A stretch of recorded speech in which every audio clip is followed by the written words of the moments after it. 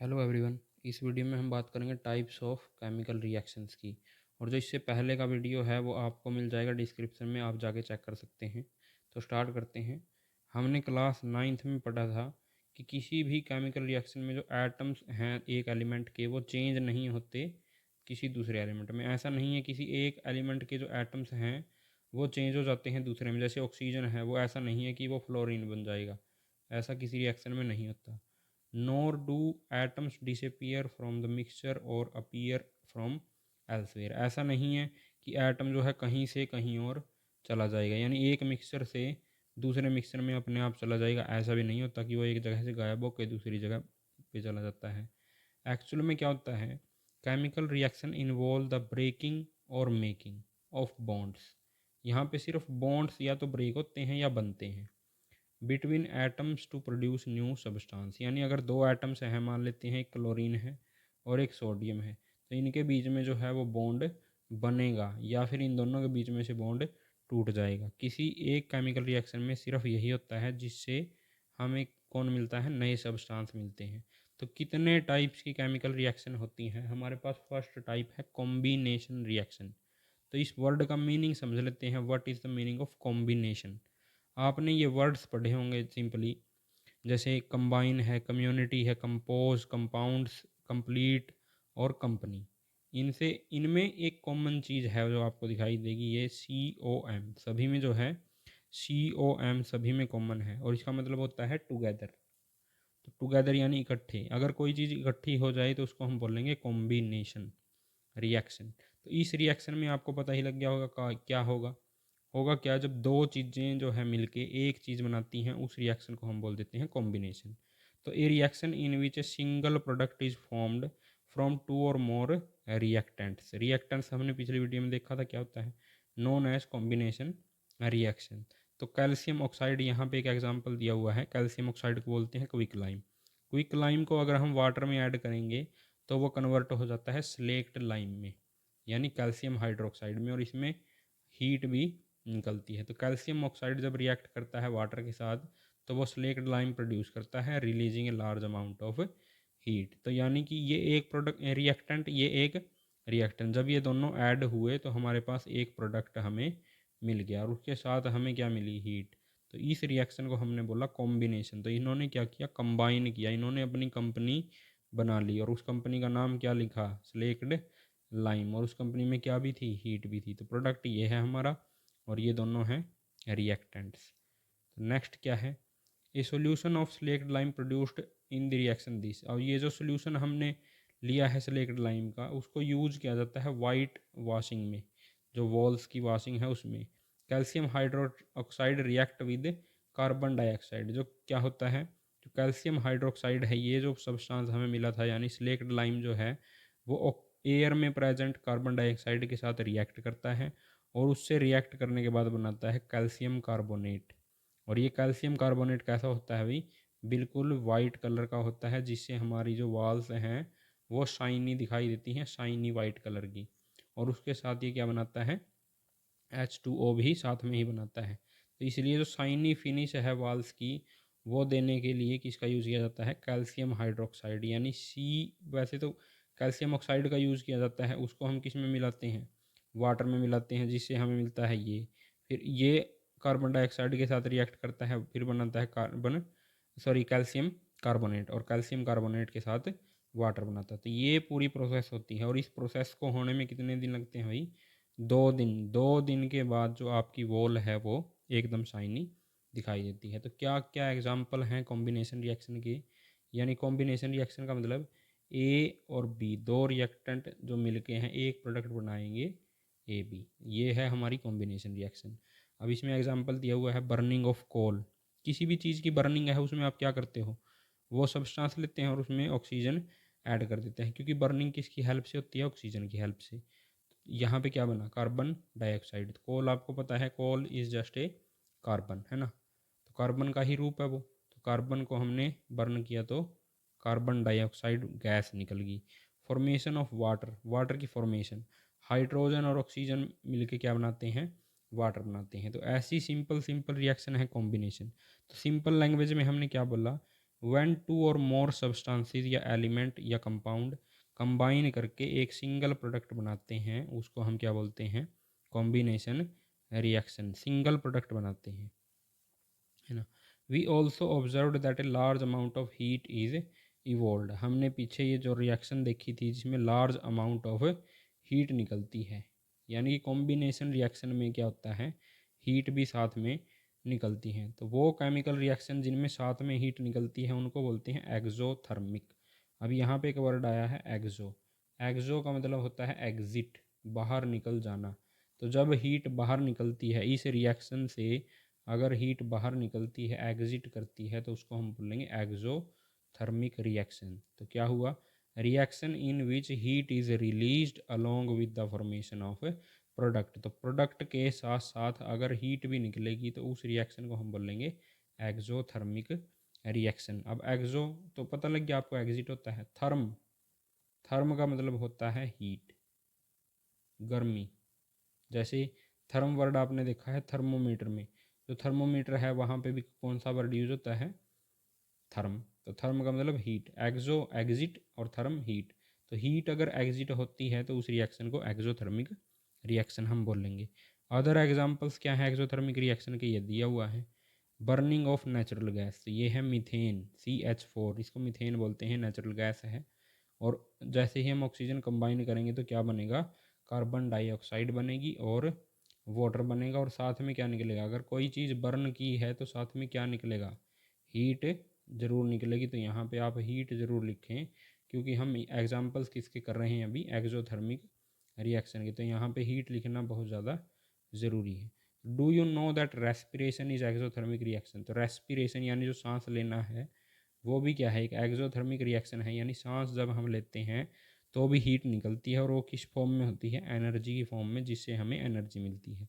अब ये होता कैसे है, देखो, during digestion food is broken down into simpler substances. जो भी चीज़ हम खाते हैं, राइस, पोटैटो, ब्रेड का, इसमें क्या होता है, कार्बोहाइड्रेट। और जो कार्बोहाइड्रेट होता है वो ब्रेक डाउन हो जाता है किस में, ग्लूकोज की फॉर्म में। अब ये जो ग्लूकोज है वो रेस्पिरेशन के टाइम पे किसके साथ कंबाइन करता है, ऑक्सीजन के साथ, क्योंकि हम ऑक्सीजन लेते हैं, ऑक्सीजन ही यूज़ करते हैं। कहाँ पे यूज़ होता है अभी, सेल में, और वहाँ से हमें क्या मिलती है, फिर एनर्जी मिलती है।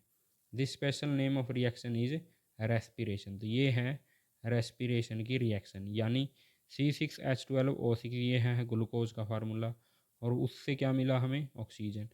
और इससे क्या निकालते हैं हम बाहर, carbon dioxide, waste product water, और हमें क्या मिली, एनर्जी। तो ये भी कैसी रिएक्शन है, एक्सोथर्मिक, क्योंकि इसमें क्या है, ये एनर्जी है। हीट क्या होती है भाई, हीट भी एक फॉर्म है एनर्जी की। तो यहाँ पे भी क्या है, इसमें एनर्जी निकली है तो हमें हीट मिली है, तो इसलिए ये भी क्या है, एक एक्सोथर्मिक रिएक्शन। उसके बाद the decomposition of vegetable matter into compost is also an example of exothermic reaction. तो जो डिकम्पोजिशन होती है कहाँ पे, वेजिटेबल मैटर की, कोई भी मैटर है, कोई भी चीज़ है, अगर वो ख़राब होगी, डिकम्पोज होगी, वेजिटेबल मैटर का मतलब जो भी कूड़ा कचरा है किसका, जो छिलके हैं वेजिटेबल्स के, या जो एनिमल्स जो हैं वो भी मर जाते हैं, जब वो जब डिकम्पोज होते हैं तो वहाँ से भी क्या निकलती है भाई, हीट एनर्जी निकलती है वहाँ से भी। तो ऐसी ऐसी रिएक्शंस को हम क्या बोलते हैं, एक्सोथर्मिक रिएक्शंस बोलते हैं। तो क्या ऐसी रिएक्शन जिनमें सिंगल प्रोडक्ट बनता है प्लस वहाँ पे हीट निकलती है। यहाँ पे हमने एक्सोथर्मिक की बात इसलिए की क्योंकि जो कॉम्बिनेशन रिएक्शन थी हमारी, कॉम्बिनेशन रिएक्शन ही क्या होती है, एक्सोथर्मिक रिएक्शन होती है। ज़्यादातर कॉम्बिनेशन रिएक्शन हमेशा ही एक्सोथर्मिक होती हैं, क्योंकि कोई दो चीज़ जब मिलके एक प्रोडक्ट बनाती हैं तो उसके साथ हीट भी निकलती है। तो ये क्या है भाई, कॉम्बिनेशन रिएक्शन है। ए से ए प्लस बी से ए भी बना कॉम्बिनेशन रिएक्शन, और साथ में हीट भी निकली, इसका मतलब वो एक्सोथर्मिक रिएक्शन भी है। अब है डीकम्पोजिशन रिएक्शन। डीकम्पोजिशन, अब कंपोजिशन का हमने मतलब समझ लिया था कि दो चीज़ें मिलके एक चीज़ को बनाती हैं।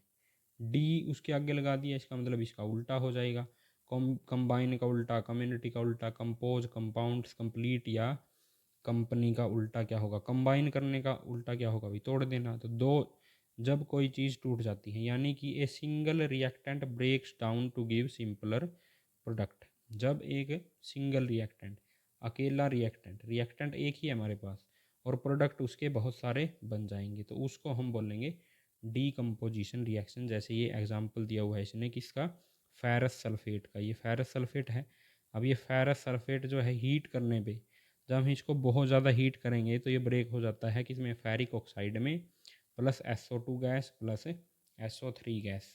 तो होता क्या है इस रिएक्शन में, ये जो FeSO4 है भाई, इसको जब हीट किया जाता है तो यहाँ पे जो आयरन आप देख रहे हैं उसके ऊपर चार्ज है 2+, और इसका हो जाता है ऑक्सीडेशन, यानी इसके ऊपर चार्ज आता है Fe3+, और ये चार्ज यूज़ करके ये ऑक्सीजन के साथ कंबाइन कर लेता है और बना देता है Fe2O3। और यहाँ पे ये जो SO4 है, SO4 2+ है, इसको जब हीट किया जाता है तो ये भी किस किस में कन्वर्ट हो जाता है, SO3 में, और इसको फर्दर हीट होती है जब इसकी, तो ये कन्वर्ट हो जाता है SO2 में। तो इसलिए ये दो प्रोडक्ट फॉर्म होते हैं हमारे यहाँ पे।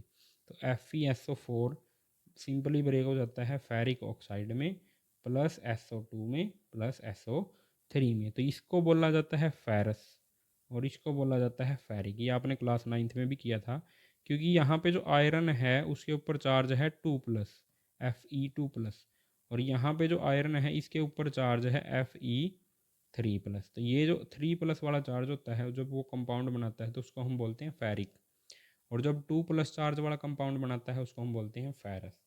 तो हम रिएक्शन जो कर रहे हैं उसमें क्या हुआ है, उसमें सिंपली वाटर लॉस हुआ है। ये जो फेरस सल्फेट का क्रिस्टल है, अगर हम क्रिस्टल लेंगे तो उसमें साथ में वाटर होता है, तो वो वाटर को लॉस कर देता है और किसमें हीट होता है, द कलर क्लिस्टर change it then decompose to ferric oxide. तो वो किस में डिकम्पोज हो जाता है, फेरिक ऑक्साइड वहाँ पे बन जाता है। तो ये मैंने पूरी प्रोसेस आपको बता दी भाई। Decomposition of calcium carbonate to calcium oxide. जो कैल्शियम कार्बोनेट है जो हमने थोड़ी देर पहले बनाया था, उसको अगर हम हीट करते हैं तो वहाँ पे वो क्या, क्विक लाइम में चेंज हो जाता है और साथ में जो गैस निकलती है कार्बन डाइऑक्साइड। तो यहाँ पे भी क्या है, ये सिंगल रिएक्टेंट है और प्रोडक्ट कितने हैं, 1 और 2। तो दो प्रोडक्ट बने हैं। एक रिएक्टेंट से जब दो या दो से ज़्यादा प्रोडक्ट बनेंगे तो उसको हम बोलेंगे कौन सी रिएक्शन, डीकम्पोजिशन रिएक्शन। तो यहाँ पे हुआ क्या है, जो कैल्शियम कार्बोनेट है वो कैल्शियम ऑक्साइड और कार्बन डाइऑक्साइड में टूट गया, क्या करने पे, हीट करने पे। अब इन दोनों रिएक्शन में आपने कॉमन चीज़ क्या देखी, यहाँ पे भी हमने क्या किया, हीट किया, यहाँ पे भी हमने क्या किया, हीट किया। तो हीट करने से जो सब्सटेंस है वो सिंपल सब्सटेंस में कन्वर्ट हो गई। क्या कोई और भी तरीका है जिससे हम क्या कर सकते हैं, सिंपल सब्सटेंस को बना सकते हैं? तो यहाँ पे एक एक्टिविटी कर लेते हैं पहले, थर्मल डिकम्पोजिशन रिएक्शन। यहाँ पे क्या है, थर्मल डिकम्पोजिशन रिएक्शन। और थोड़ी देर पहले मैंने आपको बताया था कि थर्म, जहाँ पे जो वर्ड आता है थर्म, थर्म का मतलब होता है हीट, है ना, हीट से रिलेटेड। थर्मल डिकम्पोजिशन का मतलब हीट के द्वारा जब हम डिकम्पोजिशन करते हैं किसी चीज़ का, यानी हीट से हम डिकम्पोजिशन रिएक्शन करवाते हैं, तो उसको हम बोलते हैं थर्मल डिकम्पोजिशन। क्या किसी और चीज़ से भी करा सकते हैं, इलेक्ट्रिसिटी से भी करवा सकते हैं, सनलाइट से भी करवा सकते हैं। तो जब डिफरेंट डिफरेंट मटेरियल से करवाते हैं तो उनके नाम चेंज हो जाते हैं। ये थर्मल डिकम्पोजिशन है। तो आगे भी देखेंगे कौन से टाइप के डिकम्पोजिशन आते हैं। अब ये यहाँ पे एक एक्टिविटी है जिसमें क्या हुआ है, लेड नाइट्रेट का हमने पाउडर लिया है और उसको हमने क्या किया है, हीट किया है, गर्म किया है। तो क्या रिएक्शन होती है, तो यहाँ पे हमने क्या ऑब्जर्व किया, वहाँ पे ब्राउन फ्यूम्स निकलते हैं। फ्यूम्स का मतलब कुछ नहीं होता, सिंपली वेपर होते हैं, स्मोक, या फिर हम बोलते हैं स्ट्रॉन्ग स्मेलिंग गैस। एक ऐसी गैस जिसकी स्मेल बहुत ज़्यादा तेज़ हो। वहाँ पे कौन सी है, nitrogen dioxide, the fumes of nitrogen dioxide है वो, NO2। नाइट्रोजन डाइऑक्साइड है, उसका कलर कैसा है भाई, ब्राउन है। जो कई बार आ जाता है ऑप्शनल में कि उसका कलर कैसा होता है, तो ये क्या है, नाइट्रोजन डाइऑक्साइड ब्राउन कलर की। तो ये है लेड नाइट्रेट, PbNO3 ट्वाइस। इसको क्या बोलते हैं, PbNO3 ट्वाइस, जो हम 9th क्लास में कर चुके हैं। अगर हम इसको हीट करते हैं तो क्या हो जाएगा, लेड नाइट्रेट Pb ऑक्साइड में चेंज हो जाएगा, NO2 गैस निकलेगी और ऑक्सीजन गैस निकलेगी, और इसका कलर कैसा होगा, ब्राउन कलर। तो ये हुई। अब ये भी एक टाइप की डिकम्पोजिशन रिएक्शन है। यहाँ पे हुआ क्या है, हमने 2 इलेक्ट्रॉन ले लिए, इसको इलेक्ट्रोड बोलते हैं, यानी कि 2 रोड हैं ग्रेफाइट की, उनको पानी में डिप कर दिया और एक को कनेक्ट कर दिया हमने नेगेटिव से और एक को कनेक्ट कर दिया पॉजिटिव टर्मिनल की बैटरी से। जैसे ही हम कनेक्ट करते हैं, जैसे ही हम इलेक्ट्रिसिटी यानी ये स्विच ऑन करेंगे, तो यहाँ पे जो एक गैस है वो इकट्ठा होना स्टार्ट हो जाएगी, कौन सी, ऑक्सीजन। और दूसरी ट्यूब में जो गैस इकट्ठा होनी स्टार्ट हो जाएगी वो कौन सी है, हाइड्रोजन। तो सिंपली क्या हुआ है, हमने इलेक्ट्रिसिटी से, अब वाटर किससे किससे मिलके बना है, आप बोलोगे सर ऑक्सीजन और हाइड्रोजन से मिलके बना है, तो हमने दोनों को क्या कर दिया, यहाँ पे ऑक्सीजन इकट्ठा होने लगी, यहाँ पे हाइड्रोजन इकट्ठा होने लगी, यानी हमने दोनों गैसों को अलग कर दिया। तो हमने वाटर जो था H2O जो था उसको क्या कर दिया, H2 प्लस O2 में कन्वर्ट कर दिया, किसकी हेल्प से, इलेक्ट्रिसिटी की हेल्प से। तो इसको बोलते हैं इलेक्ट्रोलिसिस। जब हम किसी चीज़ को, किसी रिएक्टेंट को अलग अलग कर देते हैं यानी डिकम्पोजिशन कर देते हैं उसका, तो वो डिकम्पोजिशन जो इलेक्ट्रिसिटी की हेल्प से होता है वो क्या होता है, इलेक्ट्रोलिसिस होती है। तो अब सनलाइट की हेल्प से देख लेते हैं वो डिकम्पोजिशन जो सनलाइट की हेल्प से हो। तो वहाँ पे क्या है, यहाँ पे दिया हुआ है, हमने ले लिया एक सिल्वर क्लोराइड, 2 ग्राम सिल्वर क्लोराइड ले लिया और उस सिल्वर क्लोराइड को हमने रख दिया धूप में। और जैसे ही हमने उसको धूप में रखा, उसके ऊपर जो सनलाइट पड़ी तो उसका जो कलर है वो चेंज हो गया। ऐसा क्यों हुआ, कलर चेंज क्यों हुआ उसका, क्योंकि वहाँ पे हो गई डिकम्पोजिशन रिएक्शन, किसकी वजह से, सनलाइट की वजह से। तो ये AgCl ये है सिल्वर क्लोराइड, उसके ऊपर पड़ी सनलाइट और वो चेंज हो गई किसमें, Ag और Cl2। यानी जो सिल्वर क्लोराइड था उसमें से दोनों प्रोडक्ट जो हैं वो अलग अलग हो गई, यानी डीकम्पोजिशन हो गई उनकी। तो ये भी एक टाइप का क्या है, लाइट से डिकम्पोजिशन हुआ है। यहाँ पे सिल्वर ब्रोमाइड का भी सिमिलरली लाइट से डिकम्पोजिशन हो सकता है। AgBr फार्मूला है, वो Ag और Br जो दो सिल्वर और ब्रोमीन जो है वो दोनों अलग अलग हो जाते हैं। तो ये जो रिएक्शन है वो यूज़ की जाती है ब्लैक एंड वाइट फोटोग्राफी में, जो पहले होती थी, अब तो दूसरे कैमराज आ गए हैं, ब्लैक एंड वाइट फोटोग्राफी होती ही नहीं। तो जब ब्लैक एंड वाइट फोटोग्राफी होती थी, एक छोटी सी रील आती थी, उस पर अलग अलग फ़ोटोज़ होती थी, तो उसमें यूज़ की जाती थी क्या, ये रिएक्शंस AgBr वाली और AgCl वाली जो रिएक्शन हमने ऊपर देखी वो दोनों रिएक्शंस। अब इनमें जो डिकम्पोजिशन हुआ है वो किस किस एनर्जी से हुआ है, हमने हीट से देखा, लाइट से देखा और इलेक्ट्रिसिटी से देखा। तो ये अलग अलग टाइप के क्या हैं, डिकम्पोजिशन रिएक्शंस हैं। तो अब डिकम्पोजिशन रिएक्शन में हमें किसकी ज़रूरत पड़ी, एनर्जी की, है ना। हीट क्या है, एनर्जी, लाइट भी क्या है, एनर्जी, और इलेक्ट्रिसिटी भी क्या है, एक टाइप की एनर्जी है। तो जिस रिएक्शन में हम खुद क्या देते हैं, एनर्जी देते हैं, उसको बोलते हैं एंडोथर्मिक रिएक्शन। तो एक तो हमने पढ़ी थी एक्जोथर्मिक, एक्जो और थर्म। एक्जो मतलब एग्जिट, थर्म मतलब हीट, जिसमें से हीट बाहर निकल जाती है। अब एंडो का मतलब होता है इन, एंडो मीन्स इन, और उसके आगे क्या लिखा हुआ है, थर्म, और थर्म का मतलब होता है क्या, हीट, आपको पता ही है। तो एंडो मतलब इन और थर्म का मतलब हीट, यानी जिस रिएक्शन में हमें हीट देनी पड़ेगी, हीट जिसमें अंदर आएगी उसको हम क्या बोलेंगे, एंडोथर्मिक। तो यहाँ पे क्या हुआ है भाई, ये सब्सटेंस था हमारा, इसको हमने हीट दी यानी हीट अंदर आ गई, हीट अंदर आ गई, तो हीट अंदर आई तो इसको हमने क्या बोला, एंडोथर्मिक रिएक्शन। अगर रिएक्शन होने के बाद यहाँ पे हमें हीट मिलती तो यानी हीट बाहर निकल गई, बाहर निकल गई तो मतलब एक्सोथर्मिक। और अगर हीट हमने यहाँ पे खुद दी है, रिएक्शन होने से पहले ही हमने हीट दी है, तो उसको हम क्या बोलेंगे, एंडोथर्मिक रिएक्शन। तो ये दो टाइप की रिएक्शन है। अब यहाँ पे एक एक्टिविटी है छोटी सी, जिसमें क्या है, एमोनियम क्लोराइड है, सॉरी बैरियम हाइड्रोक्साइड है। बैरियम हाइड्रोक्साइड को क्या किया है, अमोनियम क्लोराइड के साथ मिक्स किया है, ये अमोनियम क्लोराइड है। तो उससे क्या प्रोडक्ट बनेगा, तो क्या प्रोडक्ट बनेगा भाई, यहाँ पे बना है बैरियम क्लोराइड, अमोनिया और वाटर। तो ये प्रोडक्ट हमें बनेंगे। ये कौन सी रिएक्शन है, सिंपल आंसर बताओ भाई, कौन सी रिएक्शन है, सिंपल है भाई, हमने अभी अभी क्या है किया है, एंडोथर्मिक। तो दिस इज एंडोथर्मिक रिएक्शन। और जब आप ये रिएक्शन लैब में करेंगे और लैब में करके देखोगे, तो इसने बोला है क्या, जब आप पाम लगाएंगे, touch the bottom of the test tube, जिस टेस्ट ट्यूब में आप करोगे, अगर आप उसको छू के देखोगे तो वो आपको कैसी लगेगी, एकदम ठंडी, यानी वो आपको लगेगी कोल्ड। कोल्ड का मतलब, इसका मतलब हीट हमें उसमें देनी पड़ी है। अब ये एक छोटी सी क्वेश्चन है, छोटा सा क्वेश्चन है कि a solution of a substance x is used for white washing. तो वाइट वॉशिंग के लिए किस सब्सटेंस का सोल्यूशन यूज किया जाता है? तो कैल्शियम ऑक्साइड, आपको पता ही है ना। सोल्यूशन का मतलब कैल्शियम ऑक्साइड को जब वाटर के साथ मिलाया जाता है तो क्या बनता है? कैल्शियम हाइड्रोक्साइड बनता है। तो यही तो यूज़ किया जाता है। तो सब्सटेंस का सोल्यूशन किसका यूज़ किया? इस सब्सटेंस का सोल्यूशन यूज़ किया, यानी कैल्शियम ऑक्साइड यानी क्विक लाइम का यूज़ किया जाता है। अब right the chemical reaction of substance above with water. तो ये मैंने रिएक्शन अभी अभी आपको लिख के दिखा दी कि ये रिएक्शन ऐसे होगी और इससे क्या बनेगा? कैल्शियम हाइड्रोक्साइड फॉर्म होगा। सिंपल ये रिएक्शन है हमारी। तो ये छोटे छोटे क्वेश्चन हैं। अब थर्ड टाइप की हमारे पास है डिस्प्लेसमेंट रिएक्शन। ये आपको आसानी से नाम से ही पता चल गया होगा। डिस का मतलब बाहर चले जाना, प्लेसमेंट का मतलब उसकी जगह से हट जाना। अगर कोई चीज़ अपनी जगह छोड़ देती है तो उसको हम क्या बोलेंगे? डिस्प्लेसमेंट रिएक्शन बोलेंगे। अब इसमें एक एक्सपेरिमेंट किया गया। क्या एक्सपेरिमेंट किया गया?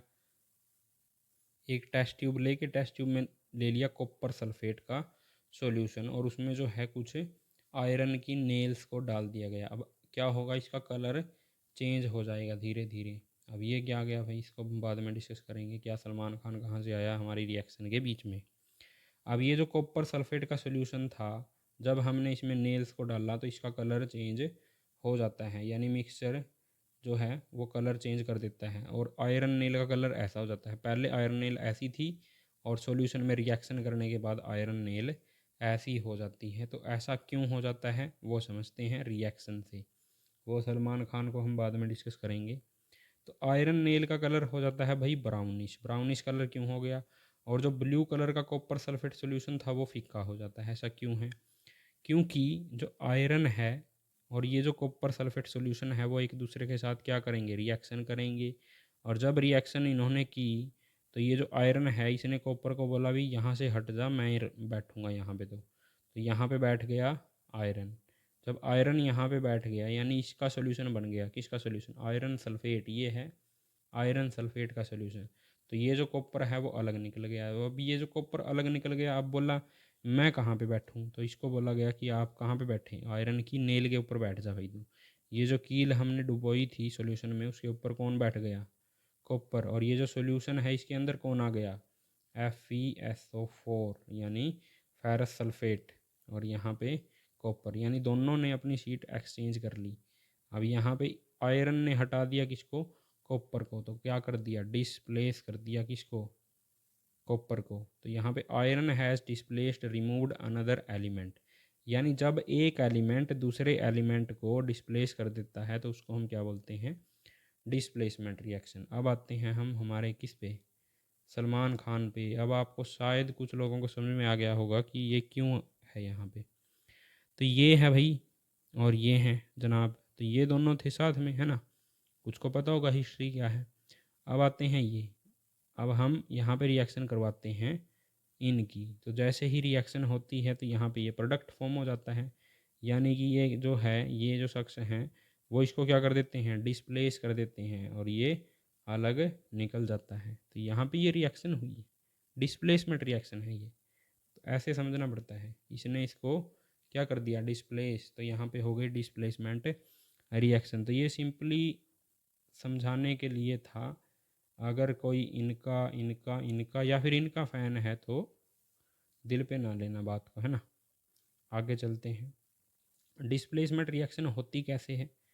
जब हमने यहाँ पर डिस्प्लेसमेंट रिएक्शन होती है मोर रिएक्टिव एलिमेंट से। मोर रिएक्टिव एलिमेंट का मतलब क्या है? जो ज़्यादा लड़ाकू है वही तो डिस्प्लेस करेगा ना, है ना। जैसे कि बेंच पे होता है, मान लेते हैं हाँ आप जाके एक बेंच पे बैठ जाते हैं और कोई दूसरा स्टूडेंट आ जाता है। तो अगर वो आपको बोलेगा कि उठ यहाँ से, मैं बैठूँगा, तो अगर वो ज़्यादा झगड़ालू होगा फिर तो आप यहाँ से उठ जाएंगे।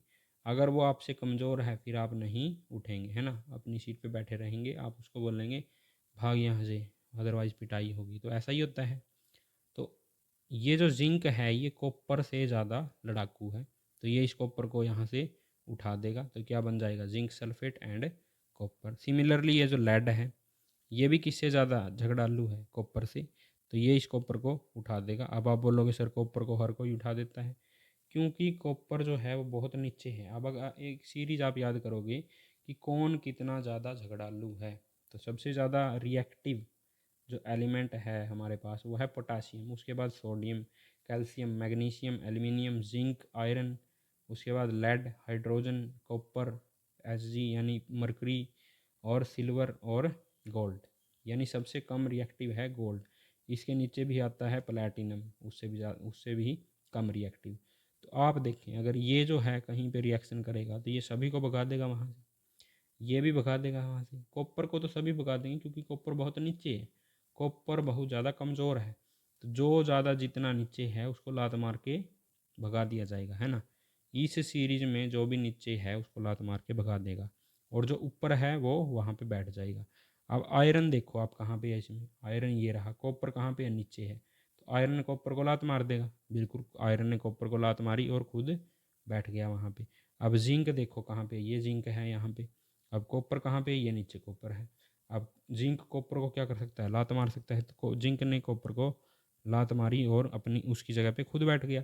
वैसे ही अगर आप लेड को देखें तो ये है लेड, ये है कॉपर। अब कॉपर अब भी लेड से क्या है, नीचे है। तो लेड ने क्या किया, कॉपर को लात मारी और उसकी जगह पे खुद बैठ गया। तो जब कोई ज़्यादा रिएक्टिव है तो वो कम रिएक्टिव को क्या करेगा, लात मार के वहाँ से हटा देगा। तो यही क्या है, डिस्प्लेसमेंट रिएक्शन, और उसकी जगह पे खुद बैठ जाएगा। अब आते हैं डबल डिस्प्लेसमेंट रिएक्शन पे, यानी ये है हमारा फोर्थ रिएक्शन, चौथी रिएक्शन है ये डबल डिस्प्लेसमेंट रिएक्शन। अब आपको समझ में आ गया होगा यहाँ पे क्या होगा, डबल डिस्प्लेसमेंट होगी, यानी दो चीज़ें जो है, दो एलिमेंट्स जो है वो अपनी जगह से इधर उधर हो जाएंगे। डबल डिस्प्लेसमेंट में क्या हुआ है, ये एक सब्सटेंस हमने लिया सोडियम सल्फेट और एक ले लिया बैरियम क्लोराइड, तो दो सब्सटेंस ले लिए।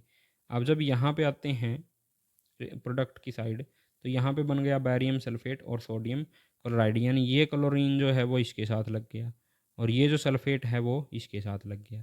दोनों ने अपनी जगह जो है वो चेंज कर ली, यानी बैरियम आ गया सोडियम की जगह पे और सोडियम आ गया बैरियम की जगह पे। तो इसको क्या हुआ, ये डबल डबल डिस्प्लेसमेंट हो गई, यानी दो एलिमेंट जो है वो अपनी जगह से चले गए। और जब ये अपनी जगह से गए तो यहाँ पे एक सब्सटेंस बनता है बैरियम सल्फेट, और ये जो बैरियम सल्फेट है वो इनसोल्यूबल है वाटर में, यानी ये पानी में सॉल्यूशन नहीं बनाता, वो अलग से ही दिखाई देता है। तो जो सब्सटेंस इनसोल्यूबल होता है वाटर में उसको हम बोलते हैं प्रेसिपिटेट, यानी वो अलग से दिखाई देता है, जैसे इस टेस्ट ट्यूब में दिखाई दे रहा है यहाँ पे ये अलग से, इसको क्या बोलते हैं, प्रेसिपिटेट। और यहाँ पे ये है किसका, बेरिलियम क्लोराइड, BaCl2। तो बैरियम क्लोराइड है ये, सॉरी मैंने बेरिलियम क्लोराइड बोल दिया, ये बैरियम क्लोराइड है। बेरिलियम तो ये होता है और ये होता है बैरियम। तो ये दोनों अलग अलग एलिमेंट्स हैं, इनको कन्फ्यूज़ मत करना आपस में। Any reaction that produces precipitate can be called as precipitation reaction. तो इस रिएक्शन को हम क्या बोल सकते हैं, प्रेसिपिटेशन रिएक्शन भी बोल सकते हैं, क्योंकि इसमें क्या फॉर्म हुआ है, प्रेसिपिटेट। प्रेसिपिटेट क्या होता है, ऐसा सब्सटेंस जो पानी में नहीं घुलता। तो अगर ऐसा सब्सटेंस बनता है तो उसको क्या भी बोल देंगे, प्रेसिपिटेशन रिएक्शन भी बोल देंगे। तो क्या सारी की सारी double displacement reaction precipitation reaction होती हैं, ऐसा नहीं है। तो कई बार होती हैं, कई बार नहीं होती। तो यहाँ पे क्या है, व्हाट कोज दिस, तो वाइट प्रेसिपिटेट BaSO4 जो है वो फॉर्म हुआ है, जो किस में नहीं घुलता भाई, जो पानी में नहीं घुलता। दूसरी तरफ सोडियम क्लोराइड बना है वो तो पानी में घुल जाता है। This reaction in which there is an exchange of ions between reactants are known as double displacement reaction. तो आयंस का एक्सचेंज हो गया, SO4 जो आयन है, Ba2+ जो आयन है, ये आयंस जो है आपस में एक्सचेंज हो जाते हैं। यानी हमने देखा यहाँ पे अगर आप देखोगे तो यहाँ पे क्या बनता है, अभी सोडियम Na+, और यहाँ पे क्या बनता है, SO4 2 नेगेटिव, तो Na+। यहाँ पे क्या बनता है, Ba2+ और SO4 2 नेगेटिव। इसको तोड़ोगे जब Na+ और इसको तोड़ोगे तो Cl नेगेटिव। तो ये जो प्लस था यहाँ पे, ये किसके साथ कंबाइन किया, क्लोरीन के साथ कंबाइन कर लेता है, जो यहाँ से टूटा था Ba और Cl नेगेटिव, इसके साथ ये Na+ यहाँ से कंबाइन करता है Cl नेगेटिव के साथ, ये इसके साथ कंबाइन करता है और ये भी इसके साथ कंबाइन करता है। सिंपली इन्होंने अपने आयंस को एक्सचेंज कर लिया, इसलिए हमने क्या बोला इसको, डबल डिस्प्लेसमेंट रिएक्शन बोल दिया। अब यहाँ पे क्या है, एक सब्सटेंस है लेड नाइट्रेट, ये फार्मूला है लेड नाइट्रेट का PbNO3 ट्वाइस। अब इसको और पोटेशियम आयोडाइड की रिएक्शन करवाई जाती है Ki, पोटेशियम आयोडाइड। अब what was the colour of the precipitate form, यहाँ पे एक प्रेसिपिटेट फॉर्म होता है जिसको बोलते हैं PbI2 यानी लेड आयोडाइड। तो यहाँ पे क्या हुआ, इसने इसके साथ कॉम्बिनेशन कर लिया, इसने इसके साथ कॉम्बिनेशन कर लिया, दोनों ने एक्सचेंज कर लिया, यानी ये भी कौन सी रिएक्शन है, डबल डिस्प्लेसमेंट। अब इसका कलर कैसा है, येलो है, जैसा मैंने यहाँ पे दिया हुआ है, यहाँ पे लिखा भी हुआ है। तो ये कलर जो है कैसा हो जाता है, yellow. Is this also double displacement, तो यहाँ पे क्या है, ये डबल डिस्प्लेसमेंट रिएक्शन है। अब आपको देखना है कि ये जो रिएक्शन है वो बैलेंस्ड है या नहीं है, और इसको बैलेंस करके लिखना है। तो ये आप खुद देखेंगे। ऑक्सीडेशन रिएक्शन, ऑक्सीडेशन रिएक्शन का मतलब जिस रिएक्शन में हमें ऑक्सीजन मिल जाती है उसको हम बोलते हैं ऑक्सीडेशन रिएक्शन।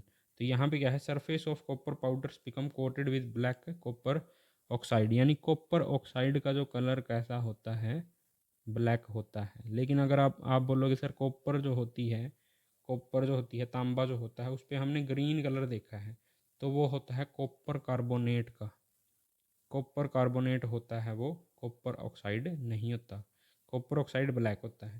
तो यहाँ पे, और जब कॉपर ऑक्साइड ये जो है इसकी रिएक्शन हम करवाते हैं फर्दर किसके साथ, हाइड्रोजन के साथ, तो ये वापस किस में चेंज हो जाता है, कॉपर में, और यहाँ पे हमें क्या मिलता है, वाटर मिलता है। तो अब यहाँ पे क्या हुआ है, ऑक्सीजन मिली है, यहाँ पे क्या मिला है, हाइड्रोजन मिली है। तो if a substance gain oxygen during a reaction, अगर कोई सब्सटेंस किसी रिएक्शन में ऑक्सीजन ले लेता है तो वो क्या हो जाता है, ऑक्सीडाइज। और अगर कोई सब्सटेंस ऑक्सीजन छोड़ देता है तो वो क्या हो जाता है, रिड्यूस हो जाता है।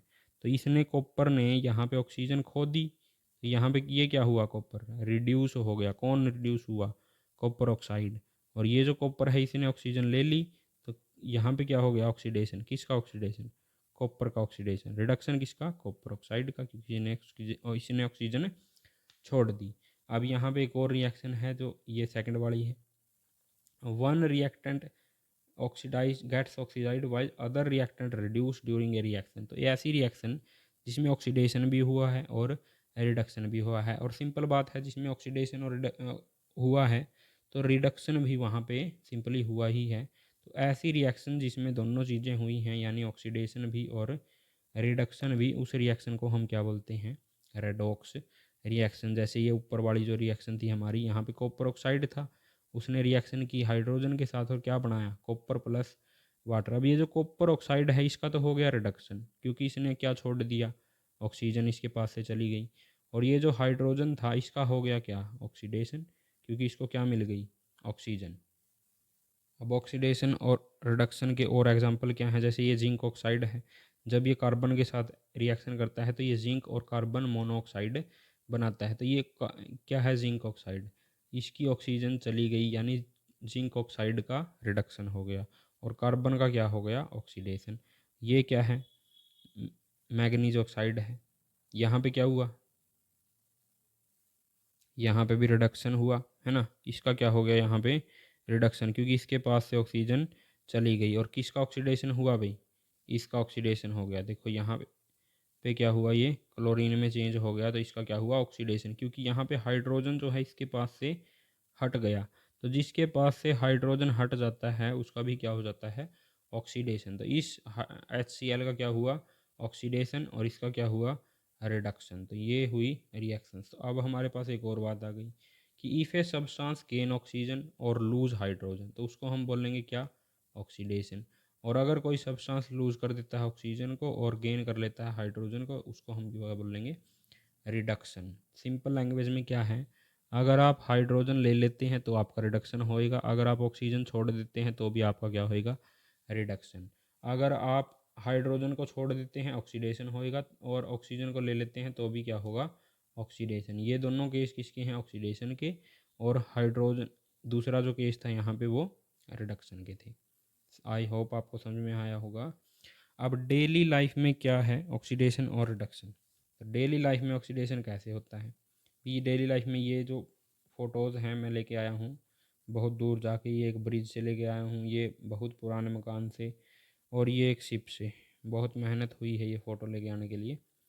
तो देखते हैं, जब when a metal is attacked by substance around it such as moisture acid it is said to corrode. तो वो क्या हो जाती है, कमज़ोर हो जाती है, यानी वो ख़त्म होने लगती है।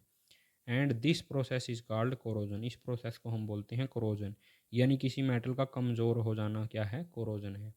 तो ब्लैक ये है कोरोजन। जैसे आपने रस्टिंग देखी है आयरन के ऊपर, है ना, कॉमन नेम है ये, रस्टिंग के एग्जांपल यहाँ पे दिए हुए हैं।